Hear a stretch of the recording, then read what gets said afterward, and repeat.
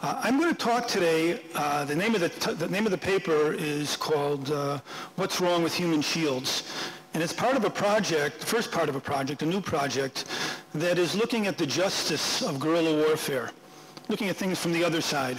One of the things that we've talked about a lot amongst ourselves and in Israel is how should a state army fight against a small or non-state organization?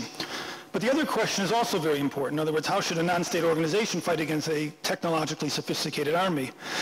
And that's received less attention. A month or so ago, we had a conference in Haifa, and Donnie Stottman phrased the question even more pointedly. He asked, how should a country, how should a nation fight against a small sub-state actor that fires missiles from within a populated area? Now, there's a couple interesting things about that question. First of all, it raises the question, well, is it permissible to fire missiles from within a populated area at a larger, more sophisticated army when a sub-state actor is fighting against it?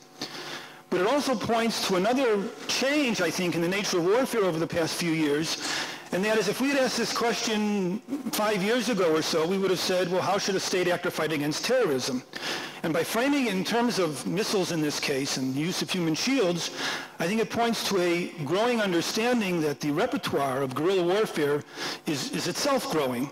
So at one point, and we had a couple of discussions about this today, yesterday, and people have written about it, when they look at how guerrillas fight, the emphasis is usually on just terrorism and at best defensible terrorism. But if you think about it, there's a whole array of tactics and strategies out there that are being used to various degrees by various militant and sub-state organizations. It includes terrorism or defensible terrorism in some cases, human shields, use of missiles, low-grade missiles and IEDs, the capture and bargaining of prisoners. There's something called cyber warfare that's becoming increasingly interesting. It meets some of ITSIC's requirements of how to attack the body politic or how to attack civil society without attacking people. So cyber warfare is going to be a very important component of guerrilla warfare, I think, in the future.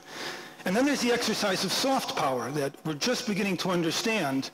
The use of lawfare, using the courts to prosecute and persecute heads of state in enemy nations, the use of media warfare, and the use of civil disobedience.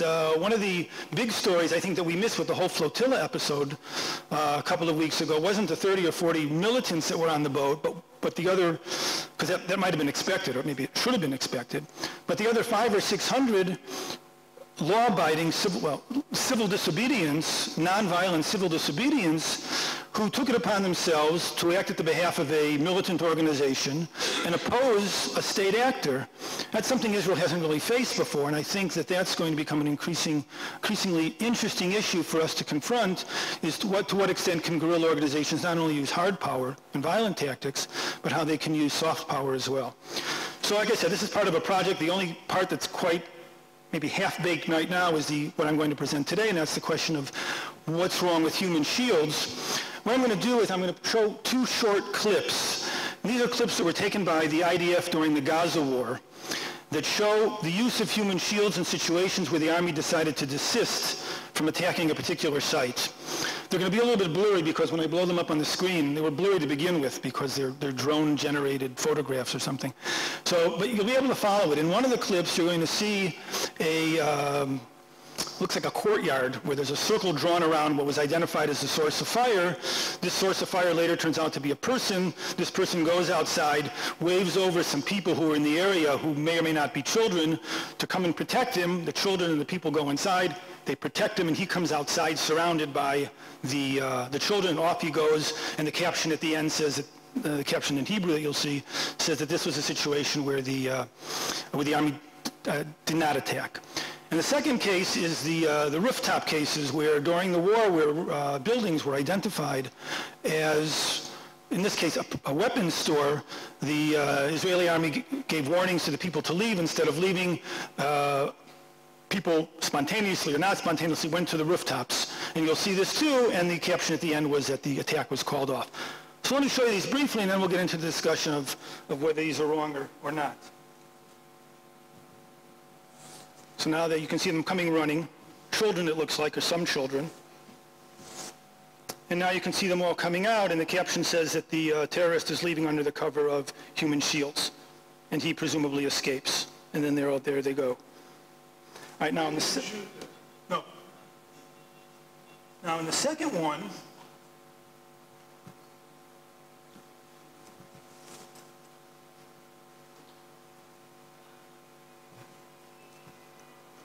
is the Rooftop Incident. This is a building that was marked for attack. The people were warned, but instead they went up onto the roof. And that's the end. So at that point where there were many people on the roof, or as it became obvious that many people were going up onto the roof, then they called off the attack. So the question I want to ask here, what's wrong with this? Is it a case of an egregious violation of international law, non-combatant immunity, or is it a case of very rational and successfully used deterrence?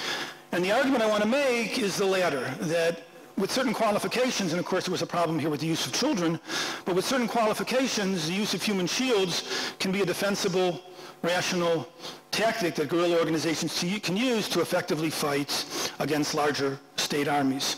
So what I'd like to do then is kind of map this out in three ways. First, I want to work a little bit on a definition of human shields, because the literature of what there is notoriously inexact.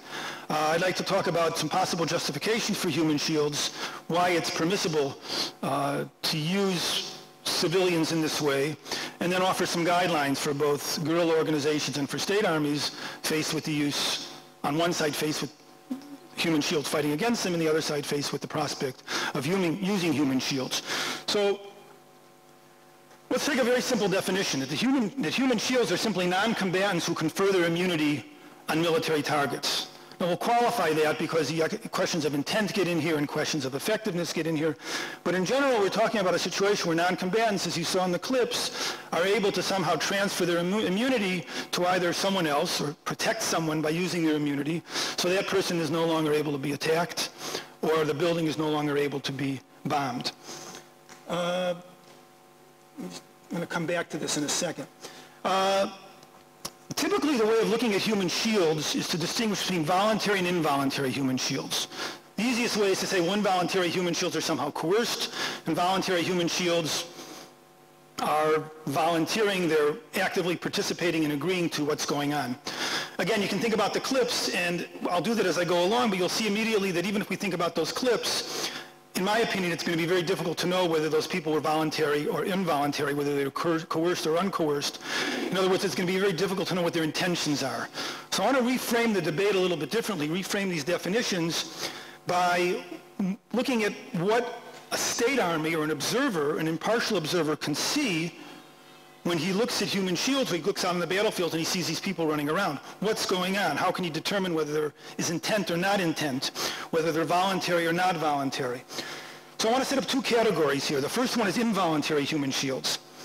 And I want to use the word conscripted because later on I'm going to present an argument that what in fact a sub-state organization is doing is that they're conscripting, enlisting and or conscripting civilians to help them in their efforts, help them in their war efforts. So there's going to be two kinds here. There's going to be passive and ignorant. Those are not the kind of human shields you saw in the clip. Those are human shields that are living in an area where fighting is occurring, where militants are moving, maybe they're moving rocket launchers, maybe they're moving equipment, but they're putting the civilian population at risk because they're fighting amongst them. The civilian population is passive. They're not doing anything. They're not helping. They're not hindering. They're just there. And they may even be ignorant of what's going on. So this involves fighting from or within or near civilian populations. It might be using hospitals, religious institutions, and so forth for military purposes.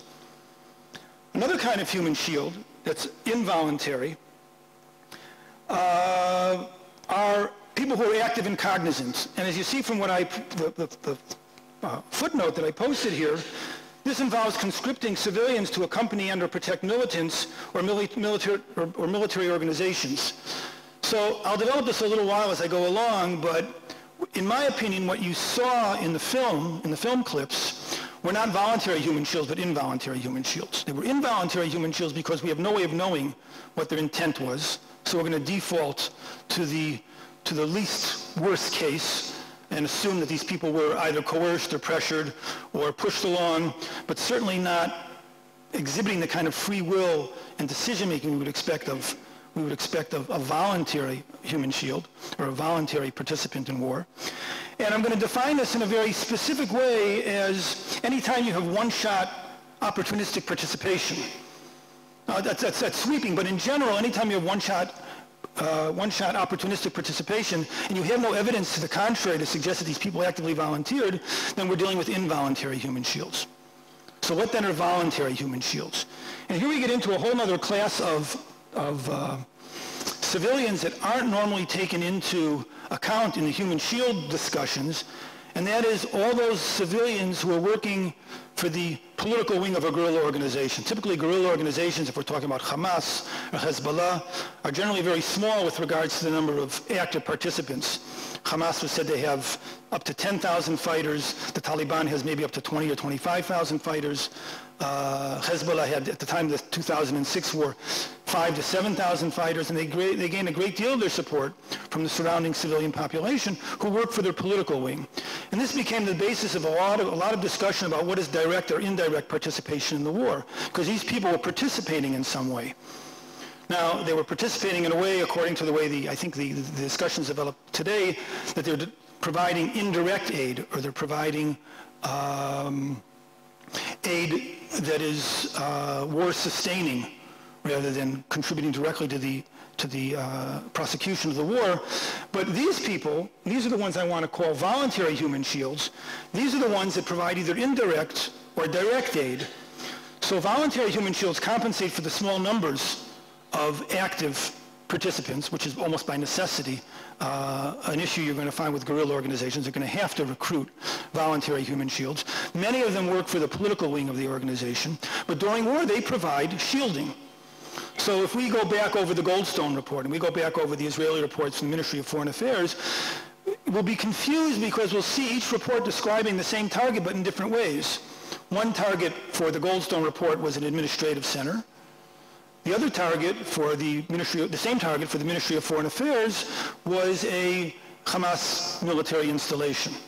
So putting this problem aside, the role that the role that voluntary human shields can play can be very significant, because if this installation is not a military organization or military installation, as Israel said, but a civilian installation protected by voluntary human shields, and of course it would be immune from attack.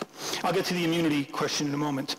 So I'm going to define voluntary, again, not in terms of the intentions of the participants, but in terms of their behavior, their observable behavior, which in this case is long-term commitment, a long-term commitment to an organization in return for payment and benefits. So we've got two groups of people defining voluntary and involuntary, again, not by their intent, but mostly by their observable behavior. So what does this then say about the question of immunity, which is a big question with human shields? Who's immune and who isn't? Who can grant immunity, who can't grant immunity?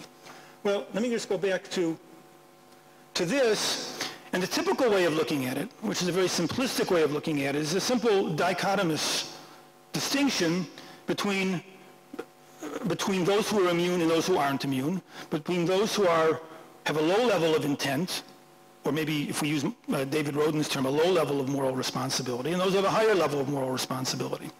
Again, the problem with this is how do you impute intent? How do you understand whether someone is coerced or volunteers? And again, you can look back on the clips I presented. In those cases, I think it's extremely difficult for anybody to know what's going on in the minds of the participants.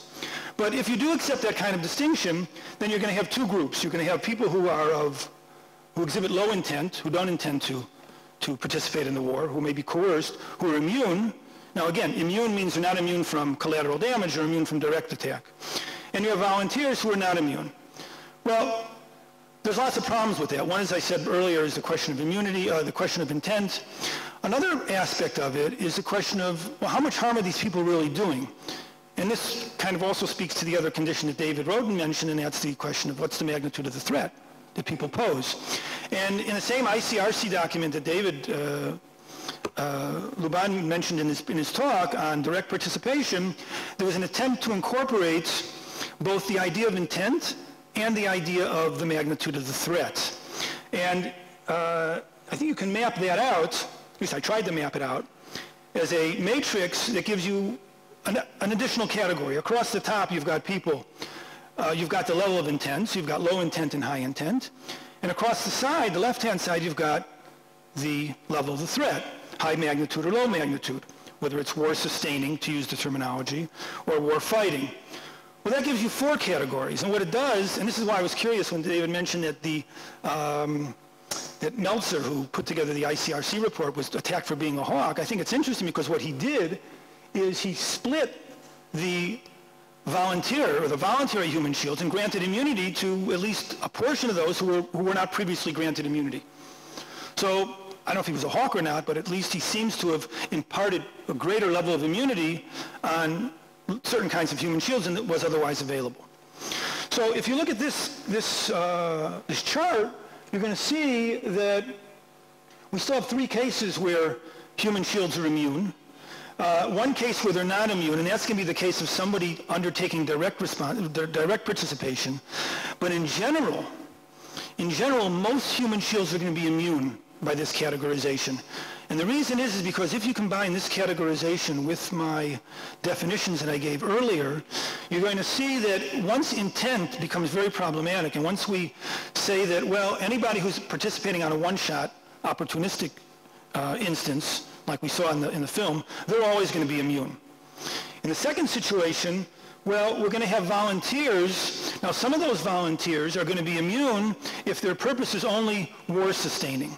Now, war-sustaining means here that they're not undertaking a direct contribution to the threat. Now, so if we go back to the examples in the clips, what you'll see there is that the example of the building that was protected, which might have been a missile dump, is considered war-sustaining because it doesn't represent an immediate threat. Had there been a missile launcher on the roof of this building, then it suddenly becomes an immediate threat.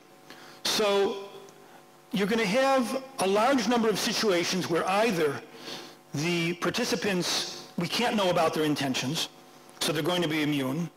We can know about their intentions based on the criterion that I gave earlier, that is long-term participating in a political wing of a military organization. That's voluntary, but it's war-sustaining, so they're going to be immune. And the only people who are left that are not immune are those who are volunteering and providing war-fighting capabilities, but those aren't non-combatants anymore. They fit the bill of someone directly participating in the hostilities. So if we combine this again, if we combine this definition, this matrix with the kind of definitions I gave, human shields are going to be available to provide immunity in many, many cases. And they're going to be effective in many, many cases. So the question then is, and it seems to be something that small states, or small non-state actors, large non-state actors might want to avail themselves of. So then the question is this justified? So what I'd like to do is just present, again, for the purposes of discussion, 3 different ways of possibly looking at justifying the use of human shields. In other words, we're not looking at an egregious violation of non-combatant immunity. What we're looking at is a rational and defensible tactic that guerrilla organizations can use under certain circumstances. And what are those circumstances? Well, the first is going to be, it has to be necessary and effective. It has to work, or there has to be some prospect of it's going to work. It can't just be putting people at risk without any prospect of military success. The second that I'll mention in a moment, I think we're going to see the use of human shields as a corollary of the right to shed uniforms. And finally, I want to get into the issue of when is conscription defensible. And the answer here is it depends a lot on consent. And I want to look at how human shields provide consent, or consent to being used in a way that alleviates the problem of their non-combatant immunity being violated. Because if they consent to give up their immunity, or they consent to being used in this way, then there's not necessarily a problem of their right to non-combatant immunity being violated. Notice that I frame this in terms of deterrence. It's a kind of backwards deterrence, because if we think about deterrence, we think about, I don't know, the United States and the Soviet Union. And the United States was able to deter the Soviet Union by threatening Soviet citizens with catastrophic harm. Now, what happens with human shields is different. The sub-state actor deters its larger state opponent by threatening its own citizens. But they're not really threatening them because they're not going to harm them. What they're doing is they're putting them at risk. the threat or the harm actually comes from the other side. And I haven't quite worked all this out, but there's several ways that this kind of deterrence is importantly different from ordinary deterrence, because ordinarily with deterrence, we ask the question, is it permissible to threaten civilians, innocent civilians? If we can't harm them, can we threaten them? The question is, well, are they really being threatened here? Well, they are being threatened, but they're being threatened by the other side. And then there's the question, well, does the other side still have responsibility if they're put at risk by the weaker side? And I'll get to the question of shifting responsibility in a minute. So there's all kinds of interesting questions here, and it doesn't map easily onto our intuitions about deterrence, because when human shields work, like deterrence, when deterrence worked, nobody is harmed. And one of the interesting aspects of human shields that I point out to my students all the time is that, and it was mentioned, I think, in one of the previous talks, I think maybe Yitzhak mentioned it, is that a weaker side can only use human shields if they feel reasonably confident that their opponent is going to respect human shields. So in a lot of talk, and this is very important in the Israeli debate about the exercise of force, you have to keep in mind that had force been exercised to the extent that some people claim, the Hamas and Hezbollah and other non-state actors couldn't have used human shields. So I think there's some empirical force here to the fact that since they could use human shields effectively, it indicates that the use of force was mitigated in some circumstances. But it still doesn't answer the question, is it a justifiable form of deterrence? I think it can be, in as much as deterrence is justifiable, in the sense that it holds a reasonable prospect of deterring the use of force by an enemy, and it puts civilians only at minimal or reasonable risk, proportionate, we can call it proportionate risk, and I'll get into that in a minute. So I think it might be permissible to put one's own citizens at risk in this way. Another way of looking at it, or another question here that I think we have to consider, is the corollary of the right to shed uniforms. Now, the right to shed uniforms is not universally accepted, although I think there's some indications that it's becoming more and more a part of customary law. Of course, the United States, Israel have not signed off on Protocol 1, but the idea of the right to shed uniforms is interesting because, as most of you know, it started off as an exception. And over time it morphed into a rule. And it became a rule that almost has, as I say, the force of customary law and acceptance, because in the many reports about the Second Lebanon War, for example, where Hezbollah was criticized, for example, by Human Rights Watch. Human Rights Watch wrote a report criticizing Hezbollah for its attacks on citizens in Israel. They didn't mention the issue of uniforms. Although, by the original reasoning of Protocol 1, there was no reason for a guerrilla organization that wasn't fighting occupation to use to shed their uniforms. So this is becoming an increasingly acceptable norm, and the consequence of that norm is, well, why are they shedding uniforms? They're shedding uniforms so they can intermingle with the civilian population and use them as human shields. These are two sides of the same coin. If you accept the right to shed uniforms, which I think is going increasingly acceptable, then by extension, you're going to be hard-pressed to reject the right to use human shields, again, subject to the caveats that I'm going to mention in a moment. And the last thing I wanted to talk about just briefly is, why can't we look at human shields in terms of conscription? So we've got a sub-state actor. They've got a small number of active militants. Why can't they conscript the civilian population to help too? Well, can we map that onto some of the general arguments about conscription that require military necessity, that require a fair distribution of the burden among those who are conscripted, and some measure of consent? Now, consent was brought up. I had this discussion earlier with someone who said, who pointed out to me that even in the Army, if someone is conscripted, they have the ability to refuse, at a cost, of course, but they always have the ability to kind of opt out, although the cost may be onerous and they may not do it. But that principle of consent would also be important in this case, because otherwise you've got civilians being used against their will and putting risk against their will when they've committed no offense. They're not liable for anything. So what kind of consent would be available? Here the argument turns on three different kinds of consent.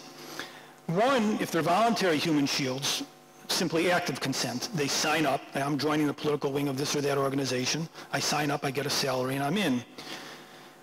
Involuntary active shields, and those were the kind that we saw in the clip, I think there too there can be a kind of consent. And if there's not, the use of involuntary active shields would be impermissible. So if we go back to the clip, we'd have to think about guerrillas, militants, being in a position where they would offer those who refuse to go up on the roof, or those who refuse to accompany the terrorist or militant outside the house, they'd have to offer a person who didn't want to do that the option to opt out. Now, in practice, this might be what happened. I mean, I can't imagine what would happen if 30 people are running up to the roof and one person says, I'm not going up to the roof. Are they going to force them at gunpoint? Are they going to say, go ahead? Are they going to exert peer pressure? I'm not sure. But I think that for this to be justified, then these involuntary active shields have to have the option of opting out in some way. Now, with involuntary passive shields, I want to adopt a concept of consent that's prominent in the bioethics literature, and that's the idea of presumed consent. Presumed consent is consent that you cannot get at the time. For example, if you have an unconscious patient, in this case you have people who you can't ask them because you're not telling them you're going to be firing missiles from around them. So it's not feasible to get consent from them, but you presume that at one point in the future, when they have the ability to rationally reflect on what happened, they're going to give their consent retroactively. Now, what does this mean? It means that there would have to be some discussion in places like Gaza and places like southern Lebanon about the tactics that guerrilla organizations used during the war. Some kind of public discussion. Do they do this? I don't know. I have students, Arabic-speaking students, who I've asked to investigate it. I don't know the answer to it. But as a normative stipulation that would justify the use of human shields, you'd have to weave in some element here of consent on the part of guerrillas, on the part of the guerrilla organization and a part of the population within which they operate. There has to be some element where they're allowed to, or they're able to discuss it, to voice their opinion, to get involved and say, we don't like what they did, we do like what they did, we're willing to do what they did, we would have done it anyway. There has to be some kind of public discussion about that. And whether it occurs or not, I don't know. It doesn't seem to be anything that would be outrageous. It doesn't seem to be anything that would be necessarily difficult to do if they chose to do it. And then very well may be either at the street level or at some higher level of discussion. So I think there are good grounds here in this case for accepting the use of human shields, provided that these caveats hold, that it's effective, that we accept the right to shed uniforms, and that some measure of consent is secured from those who are being used as human shields. That creates certain obligations, both for guerrillas and for state organizations. Guerrillas are not relieved of their obligations towards their own citizens. Again, it's a strange way of looking at it because proportionality enters here in almost a backhanded way, because guerrilla organizations may conscript their own civilians as human shields, but only if the harm that may befall them is proportionate to the military goals they achieve. But again, they're not the ones who are harming them, they're only putting them at risk.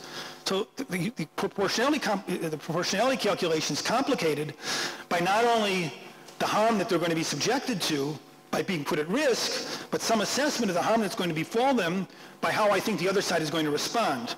So it's more complicated than the already complicated proportionality calculus that we require military organizations to do before they put civilians at risk by attacking a military target. So military necessity, as I said, is very important. There's an obligation to minimize harm to compatriot civilians by taking reasonable and feasible precautions to protect non-combatants from harm. What does this mean?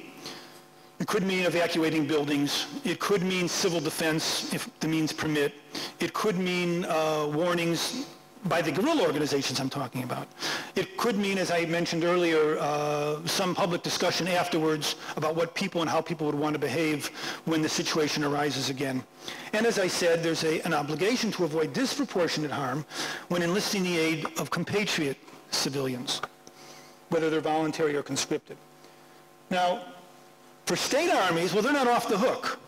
And in a second, I'll conclude with this shifting responsibility argument. Why aren't they off the hook? Because they're the ones who ultimately, if harm befalls the civilians, they're the ones who are causing it. So they still have an obligation to observe non-combatant immunity, meaning that the harm that's going to befall these civilians in all the cases where they're immune has to be within the framework of proportionate and discriminate harm, collateral harm. Doesn't mean they can't harm them, but they can't harm them intentionally. So what takes over here is the principle of non-combatant immunity in the sense that only proportionate collateral harm indiscriminate harm.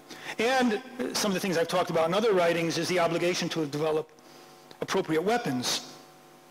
These weapons can be what are called limited lethality weapons, which are highly lethal weapons but have a very short, very small area of damage that are caused. Dime munitions, those who are familiar with them, are very lethal but within only a 3 or 4 meter radius, and they're used to destroy targets within populated areas. And indiscriminate non-lethal weapons, which can be used indiscriminately and over a widespread area, but they only cause non-lethal harm. So the conclusion here is that human shields modify, but they don't shift responsibility. And they don't shift responsibility because the model that I'm proposing here is one of mutual responsibility. So if you get someone, somebody quoted Amitai Etzioni earlier. Was that? And from the same article. I'm going to quote it again because Okay. Well, the article that you read was the article he wrote on drones, right? Okay. When he sent that article out, on the Communitarian Network, he sent out a little email, and this was in the email, and he gave me permission to quote it. It's not in the article, but this is really interesting, I think, because this is the way a lot of people think. In fact, collateral damage is altogether on the terrorists. They have to stop exploiting their status as civilians, stop using civilians as human shields, and homes as headquarters, as locations to store ammunition for snipers, to ply their deadly trade. They have to stop this, or else. Or else what? Well, I don't know. There is no or else what, because, again, it's a rational, defensible tactic for them to use. So the proper perspective, I think, for viewing that is something, the idea that Yoram Dienstein has in mind when he talks about what happens to the proportionality principle when we deal with human shields. And this is more or less what I mentioned before, or let's say it's an extension of what I mentioned before, where he writes that the principle of proportionality remains prevalent. It doesn't go away. However, the actual test of excessive injury to civilians must be relaxed. So there's more room for a state army to harm civilians within the calculus of proportionality. That is to say, the appraisal whether civilian casualties are excessive in relation to the military advantage anticipated must make allowances for the fact that if an attempt is made to shield military objectives with civilians, civilian casualties will be higher. And the reason is there's just more of them around. Now, it's not only because there's more of them around, it's because there's some element of, there is a shift here, but it's only a partial shift. And because some of the onus and responsibility lies with the guerrillas, and if consent is an issue here, it also lies with the people themselves. I mean, they consented in one form or way. Even if it's presumed consent, we can assume, at least in the model that I'm setting up here, is that they, at one point or another, tacitly or actively supported this policy.